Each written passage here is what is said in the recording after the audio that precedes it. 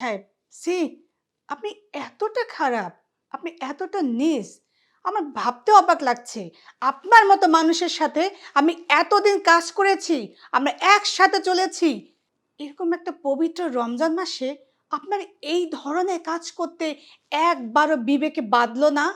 আপনি পারলেন এই কাজটা করতে? আরে ম্যানেজার সাহেব, রোজা তো শুধুমাত্র আমাদের উপবাস থাকার নাম নয়।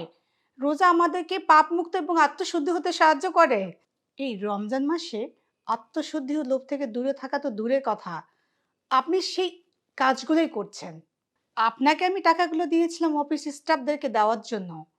সেটা আপনি তাদেরকে না দিয়ে লোভে পড়ে তাদেরকে আপনি নকল টাকা দিয়ে দিলেন। ম্যানেজার সাহেব, আপনি কি একবার চিন্তা করেছেন আপনার এই কাজের জন্য আমি কতটা ছোট হয়েছি ও তাদের কাছে? আপনার লোভের জন্য আজকে আমার স্টাফরা আমার সামনে দাঁড়িয়ে আমাকে অপমান করে, আমাকে খারাপ মানুষ ভাবে। আপনি কি একবারও ভাবেননি আপনার এই কাজের জন্য আমি কতটা কষ্ট পেতে পারি?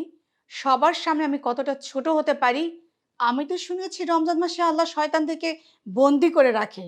কিন্তু আমি তো দেখতে পাচ্ছি আমার সামনে একটা আস্ত শয়তান বসে আছে। এমন শয়তানকে আমি আমার অফিসে দেখতে চাই না। তাই গেট আউট। ম্যাম, আমার ভুল হয়ে গেছে ম্যাম।